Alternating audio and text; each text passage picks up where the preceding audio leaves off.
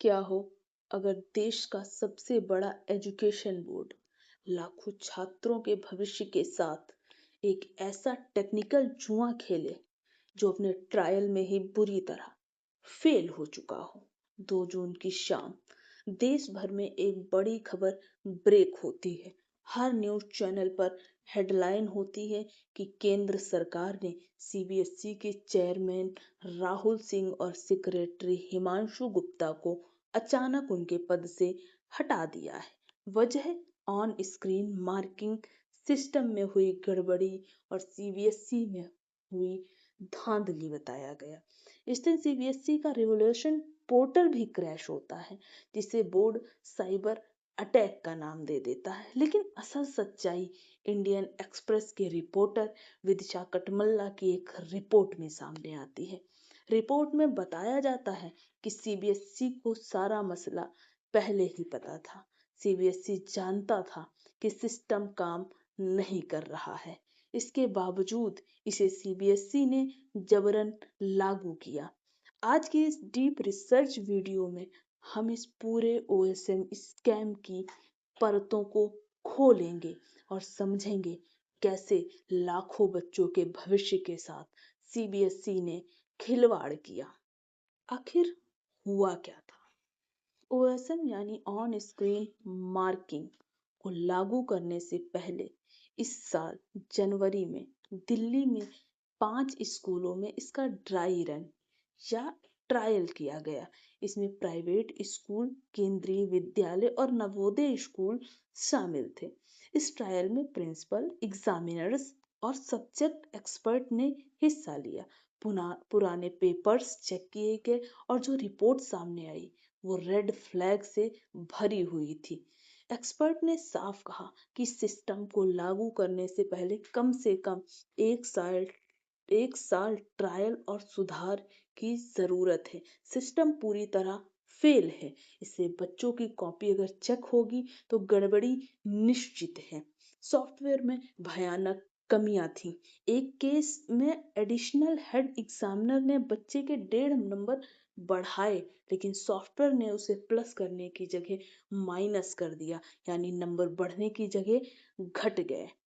System में कोई auto save progress नहीं थी, यानी अगर इवोल्यूटर कॉपी चेक करना बीच में छोड़ दे तो डेटा उड़ जाता था। अंडो बटन दबाते ही सिस्टम हैंग हो जाता था। सीबीएसई की मार्किंग स्कीम और स्क्रीन पर दिखने वाले सॉफ्टवेयर आपस में अलाइन ही नहीं हो रहे थे। हैरानी की बात यह भी थी कि ट्रायल के पहले दिन जो दिक्कतें आई थी सॉफ्टवेयर में, वही दिक्कतें तीसरे दिन तक आती रहीं। उनमें कोई सुधार नहीं किया गया।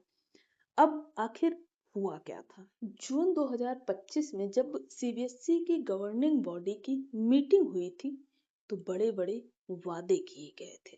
कहा गया था कि ओएसएम से नंबर जोड़ने की गलती खत्म हो जाएगी। बच्चों का भविष्य गर्त में नहीं जाएगा। बच्चों की जो कॉपी है वो पारदर्शिता से चेक होगी। उस मीटिंग में एक अहम नियम भी तय हुआ था। ओएसएम को तब तक लागू नहीं किया जाएगा जब तक बोर्ड के अलग अलग रीजनल ऑफिसेस में इसका पायलट प्रोजेक्ट पूरा ना हो जाए। सीबीएसई के पास 22 रीजनल ऑफिस हैं, लेकिन ट्रायल सिर्फ दिल्ली के 5 स्कूलों में समेट दिया गया। और जब उन 5 स्कूलों की रिपोर्ट निगेटिव आई तो उसे भी कूड़ेदान में डाल दिया गया। 13 मई को जब रिजल्ट आता है सीबीएसई का तो बवाल मच गया। सीबीएसई ने अपनी सफाई में कहा कि उन्होंने इंटरनेट स्पीड और सेव ऑप्शन जैसी दिक्कतें दूर कर ली थी। लेकिन सवाल वही है, अगर 1 साल का ट्रायल मांगा था तो जल्दबाजी क्यों की गई? रोल आउट रोका क्यों नहीं गया? कहानी सिर्फ एक सॉफ्टवेयर के फेल होने की नहीं है। इस कहानी में एंट्री होती है 17 साल के एक स्टूडेंट सार्थक सिद्धांत की, जो खुद इस सिस्टम का भुक्तभोगी था। ये बदलाव क्यों किया गया? क्योंकि कॉमेक्ट एडुटेक को पहले ग्लोबरीना टेक्नोलॉजी के नाम से जाना जाता था। ये वही कंपनी है जिस पर 2019 में तेलंगाना के 12वीं बोर्ड परीक्षा में गड़बड़ी करने का आरोप लगा था। सार्थक की इस रिपोर्ट ने इतना तहलका मचाया कि 2 जून को उन्हें दिग्विजय सिंह की अध्यक्षता वाली संसदीय स्थायी समिति के सामने प्रेजेंटेशन देने के लिए बुलाया गया। हालांकि सीबीएसई और उस इस सभी कंपनी ने सभी आरोपों को भ्रामक बताया है, लेकिन अब ये मामला हाथ से निकल चुका है। इस वक्त पूरे मामले की 3 स्तर पर जांच और सुनवाई चल रही है। पहला, दिल्ली हाई कोर्ट, सरकारी कमेटी और संसदीय समिति। दिल्ली हाई कोर्ट को ओएमएस सिस्टम की निष्पक्ष जांच के लिए पीआईएल दायर की गई है।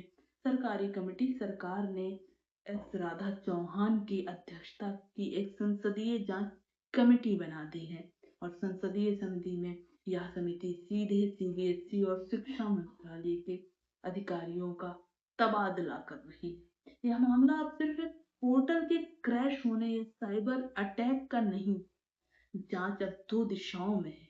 पहला, टेक्निकल फेलियर और दूसरा, टेंडर नियमों में किया गया भ्रष्टाचार।